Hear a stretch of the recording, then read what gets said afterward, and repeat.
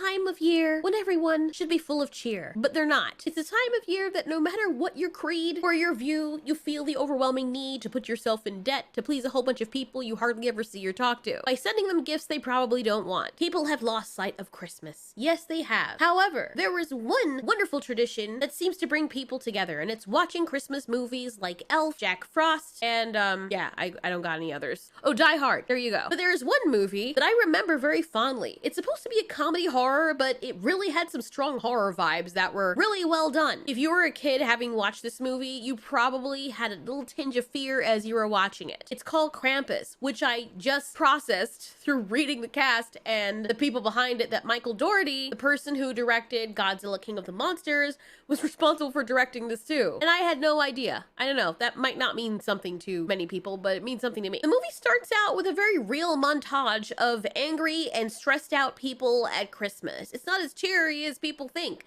People getting injured on the job, people fighting each other for the last present, just the pure rawness of human instinct and primal behavior. People seem to forget that we are literally related to apes. And when thrown in very stressful environments and situations, oh, that ape comes out. We also are introduced to the main family, or the stars of this movie, the woman from The Sixth Sense, and a whole bunch of other people who are usually in types of movies like this, or comedy, family, drama stuff, and we don't know the names for. Come on, baby.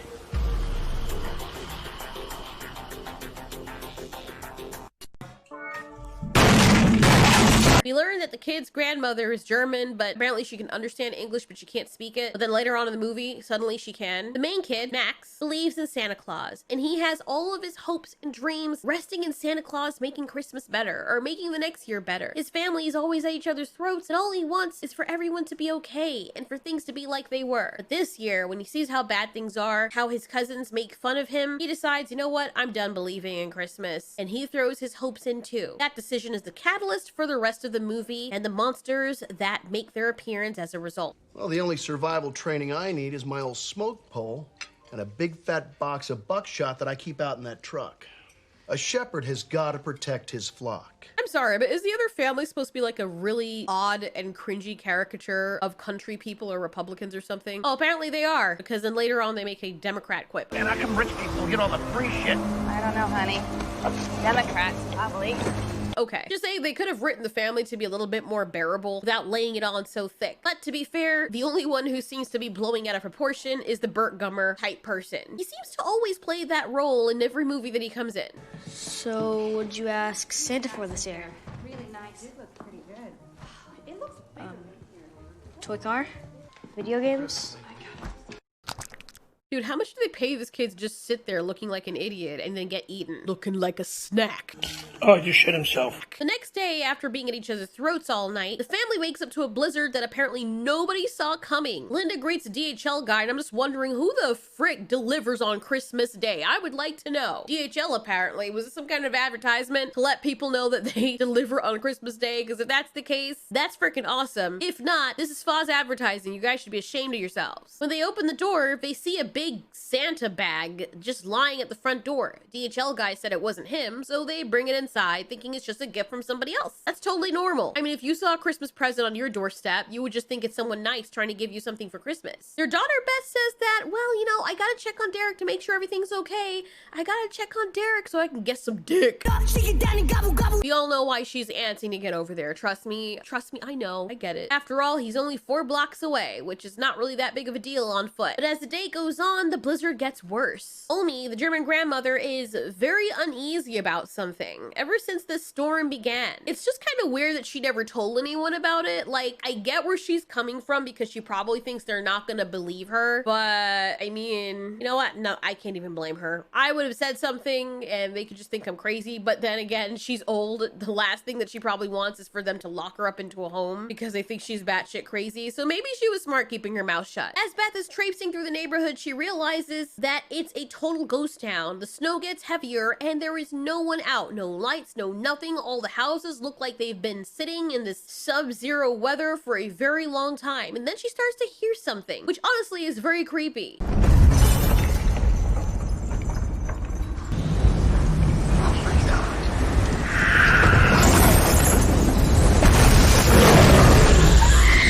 I wonder if she just stood there and decided to hug him, what would happen? He obviously could have killed her there, but he thinks this is a game and he likes scaring the shit out of people's twats. Merry Christmas to you too, little girl. Now let me hear you scream. That sounds so wrong. She finds a DHL van, tries to take shelter there, but then realizes it's locked with the guy frozen in terror inside. Poor dude. That's why you don't deliver on Christmas Day. So naturally, she goes under the van because you can't outrun that thing that's hopping on rooftops and can jump as far as Superman. She doesn't last long. The thing knows she's there, and it decides to leave her a little gift.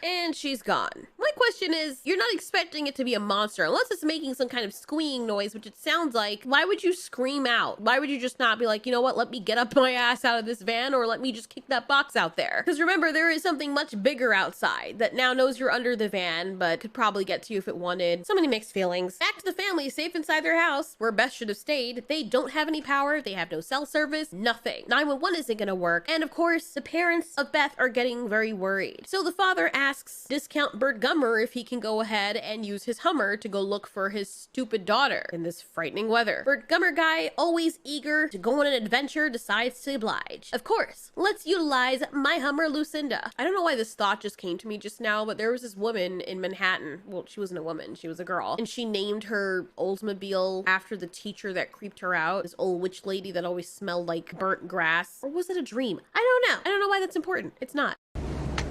You packed guns on Christmas. You know, you complain and say that, but if you didn't have those so-called guns on Christmas, you guys would be up Schitt's Creek right now. Back at the house, the woman and the kids start hearing footsteps on the roof that do not sound like squirrels. Probably playing with their nuts. The two men finally make it to Derek's house, where Beth and Derek are not. Then they hear Beth screams.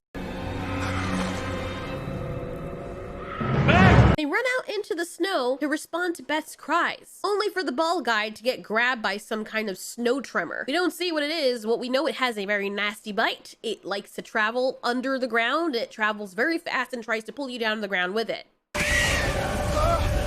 Call me? So you mean to tell me that the guy that didn't even know how to hold a gun not just 5 seconds ago all of a sudden is a perfect shot? How convenient. Well, it works, and it sends the underground monster fleeing with its tail tucked between its legs, or its jaws tucked between its eyes, or however the hell it looks. The guys think they're safe, but they find out that the Hummer is gone. Lucinda is completely obliterated. Poor Lucinda. She got killed for no reason. Lucinda! The poor dudes have to make it back on foot. The ball guy, aka Discount Bert Gummer, is telling everyone to be prepared, there are monsters outside, and he's straight up panicking because he almost freaking died. Meanwhile, Max's dad is like, chill, we don't want to panic everyone right now, which I never understand in these situations. If it's a life or death situation, the kids are old enough to know what's going on. It's not like they're gonna cry like little babies like they actually do have in their midst right now who can't understand them. Don't you want your kids to be prepared from the get-go to know what they're dealing with? Why are you trying to protect them from the truth, which they end up finding out later anyway? I just never understand it in these movies. No, don't tell her. I don't want her to be scared. The kids can see right through that. They're not stupid, and honestly, you hiding it from them and acting all weird is going to make them more nervous. Besides, in a situation like this, the kids are old enough that they can help, and you need all the help you can get. Yeah, this kid must have a few of his screws missing, because with what you know about what's going on outside, because now you know the truth, some random big ol' chain with a sharp hook on the end with a gingerbread around it is dangling randomly in your fireplace when you knew that monsters were on the roof, but you're gonna go and check it out? Really?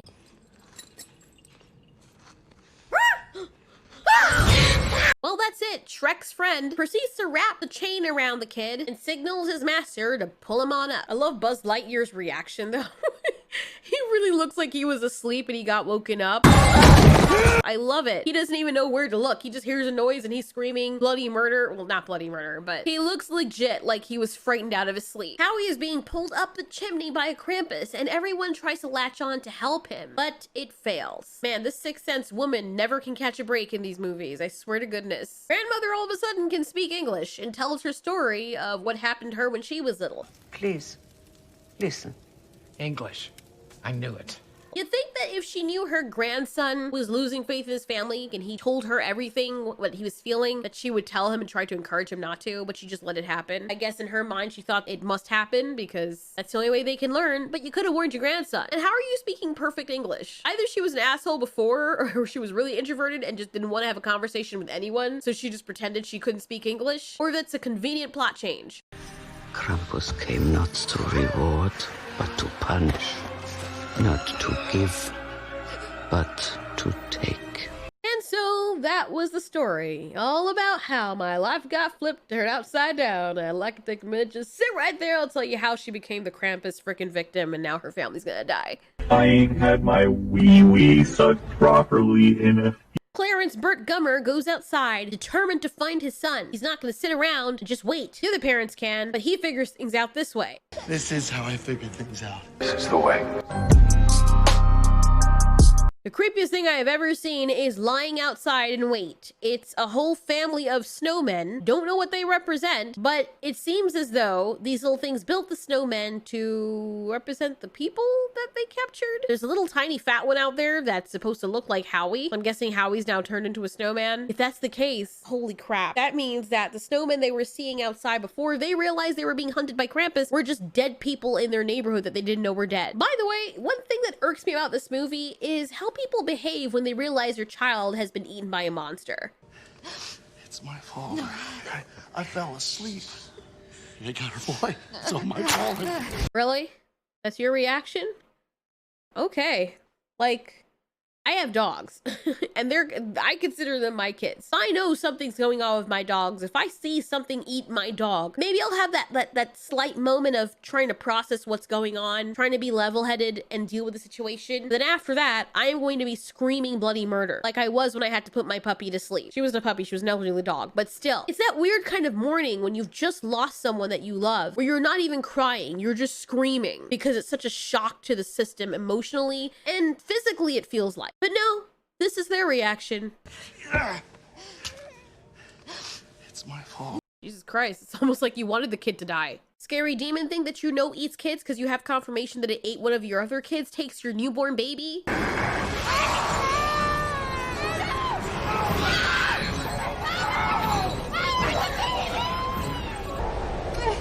Where did they go?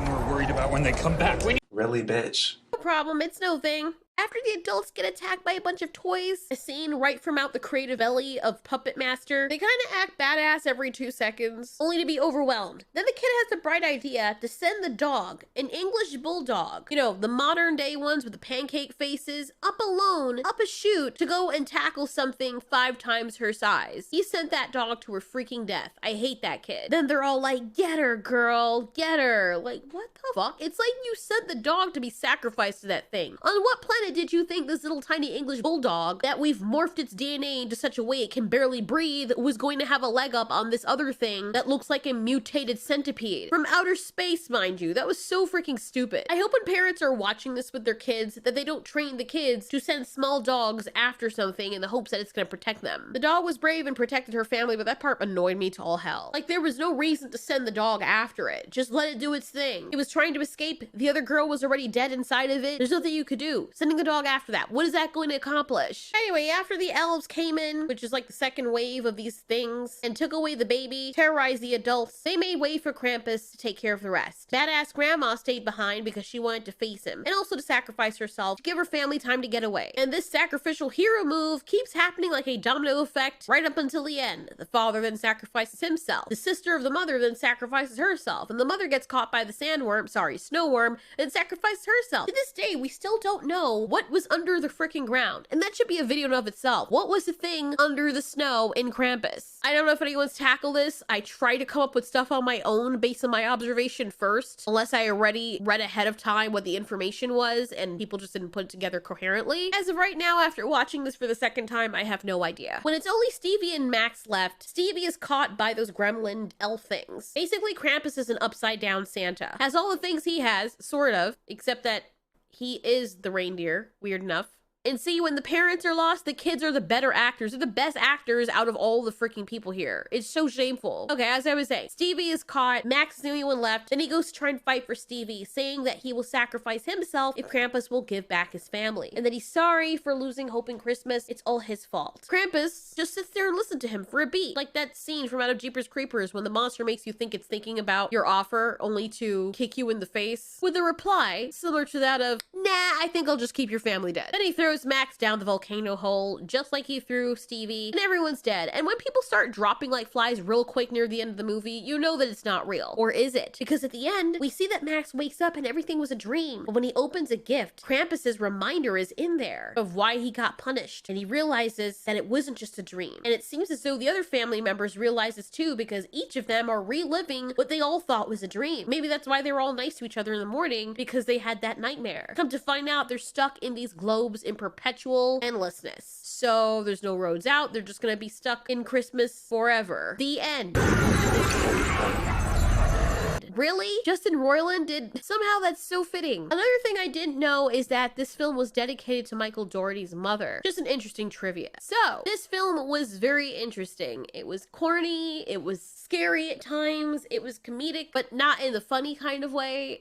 It was kind of like those family movies where the adults laugh because the kids are there and they're laughing, but it's not really funny. Or it's really funny because you have half a pint of alcoholic eggnog in your system, so everything's funny at that time. But it was still a very interesting take on the Alpine folklore of Krampus. It's such a weird movie because Krampus punishes children, but yet it seems like this whole movie was to punish the child, which I feel is very unfair. And here's why. That kid was good. Okay, aside from him fighting at school with his play, that was different. He was defending himself, but he's been good for the most part. He's had that belief in Christmas. And everybody else, all those other kids, and his family, and his neighborhood, at his school, they were misbehaving and total douchebags, but this kid has been hanging on by a thread for years, having hope that his family would be okay and being a really good kid and not asking for anything for himself, but for his family's peace of mind, for his family to be happy again. Yet, when he's overcome with depression and sadness, and he says, you know what, I don't care anymore, I don't want to believe anymore because I'm sad, that's when Krampus decides, you know what, I'm gonna punish this kid. The only person that held on this long to the beliefs of Santa, the only person who has been hanging it in, dog, you need to be punished. Like, really? You didn't punish the other kids that were picking on him? I mean, I guess in hindsight, you can say the ending represented the kid getting what he wanted, but is that really what he wanted, though? Forever and ever, amen? There's so many questions I have. Okay, so if you believed in Christmas, but you suddenly don't believe anymore, you gave up hope for the Christmas spirit, it's not like Elf, where Santa just can't ride a sleigh in the sky anymore because there's no Christmas spirit to make him float. Yes. Can you sign this for me? Oh, hi. Santa's coming.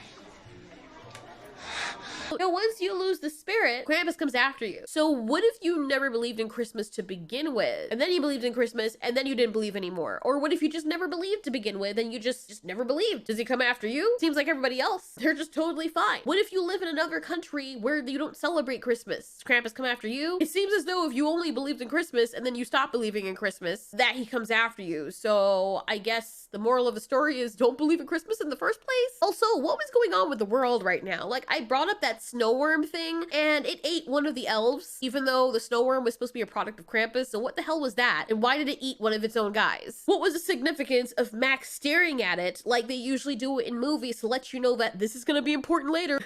Nudge, nudge, telltale, you will remember that. What was the point of showing us that? They never brought up anything else about that worm. We never see the worm, which is quite fine. I love the mysteries of monsters, but that was a little bit odd. Everything that we see there, the Jack-in-the-Box monster thing and all the others, they were like buddies. They were even hugging each other at one point when they came to pick up their buddy Jack-in-the-Box. They were all friends. They were all celebrating and doing whatever. So what's the dealio with that? Is the snowworm some kind of subterranean stepchild? It's not part of the family? Did I miss seeing it? And how that Jack-in-the-Box gets so freaking big? Is it the same Jack-in-the-Box that we saw under the car with Beth and then it grows the more it eats? Why is my brother Krampus's mouth always freaking open? Did he get lockjaw when he tried to suck on something that was too big for his mouth? Why did Krampus wait for the kid to lose hope? Was he just waiting to get the entire family? I mean, all those other Christmases, it got worse and worse. So why didn't he come all those other Christmases when he could have just gotten the family? Why did he wait? Unless, of course, he wanted the kid to be a part of it too. If the ending of Krampus is in fact the real ending and all of that did happen and now they're trapped in that snow globe in that hell, reliving that one day for ever and ever, are they actually dead? Or are they alive and they'll eventually starve to death when they run out of food? If Krampus also comes to destroy and take away when you're bad, where was Santa all that time when Max was being good and really needed him? I mean, it feels like he got punished for the one time that he lost hope, but didn't get rewarded for all the other times when he did have hope and still believed in Santa. On the flip side, I'm sorry, I'm getting some heavy Christian Catholic vibes from this movie. Like, as long as you're okay, you go through life and you just be grateful, but if you're not grateful, we're gonna throw you in hell for all of eternity. Even if you just snapped, just one day you were good, and then you decide, you know what, I'm gonna kill myself, or you know what, I decided I'm just gonna flip out and just have a really bad day. Nope, you can't do that, because what if Jesus comes back at that time? Like, it was just that weirdest thing with that religion. All the other times, I had to ask my mom, I was like, well, Mom, like, because we were talking about some woman who, you know, offed herself when she found out that her husband was cheating and she was a pastor or something, and all of them ended up wherever. Is she in hell because, you know, suicide is against the religion, you're not supposed to do that, or that's a quick way for you to go? It's so convenient, right? So my question is, if she was always living for God and she was a completely good person 99% of the time, and that 1% she just lost it because she was overcome by emotion and hurt, God's gonna throw her in hell for that? Well, understandably, whenever you ask people that, they get uncomfortable and they don't really have an answer because it does sound really messed up. So the answer they default to is, well, that's between them and God, even though it blatantly says that taking your life is a sin and you go to hell. Now things are changing because it's really hard to tell someone, I'm sorry for your loss that your little boy over there took his life, but he's in hell now. People would be leaving the churches in droves. So they pussyfoot around the issue. But in Krampus, it is very clear. If you give up hope, no matter what you're going through, you have to grin and bear it. You can have hope and Santa cannot answer you like he didn't answer this little boy. But if you give up hope, even though Santa's not answering you, just once, if you just let your guard down just once, catch me outside, bitch, I will come and take your entire family to Snow Globe Hell. Krampus is an asshole. I know this was a story of hope and having hope, but to me, it was a punishment of having hope and then momentarily losing it, because this kid had hope for all of his family for a very long time, and he was left in the dirt. Santa abandoned him, and Krampus was very quick to come snatch him up right when he lost hope. Just for a split second, hadn't even been a full day yet. Krampus is outside waiting for those herbs and spices. Moral of the story, don't believe in Christmas? I don't know. I'm kind of scared to be like, always have hope, because that's not humanly possible. I consider myself a very hopeful person. I bitch about things online. But in reality, I am an actual really hopeful person. But there are times too when I'm like, I'm so tired. I am so tired of living next to people and seeing people in general. I want to be able to walk outside my house and see nature. I don't want to be in my house with people and then go outside and see people on top of that. And I get annoyed. I no longer celebrate Christmas in the way that I used to. I obviously don't believe in Santa except for him in his parallel world where he exists with Rick and Morty and everyone else. I think the story could also be a cautionary tale to people who just concentrate on first world problems. We all have done that, and things could be so much worse. Big goat men with perpetual open mouths can come down your chimney. Also, other question, what if you don't have a chimney? Will Krampus still visit your house? Anyway, demons can come and steal your babies, and yeah, you can all just go to Snow Globe Hell, or you can be grateful and live together and not have that happen. All in all, it was a really interesting, entertaining, Christmassy movie that at the time when it came out was a break from all the cheesy rom-com Christmas stuff, but you're still fun in their own right. Fun to make fun of. Was Krampus the greatest movie ever made? No, of course, far from it. It's just one of those things that if you have the family over, you put on in the background to watch. It's not really one of those things where you sit with your eyes peeled to the screen, even though I did the first time I watched it. Elf is something that I would watch over and over again. It's one of my favorite Christmas movies.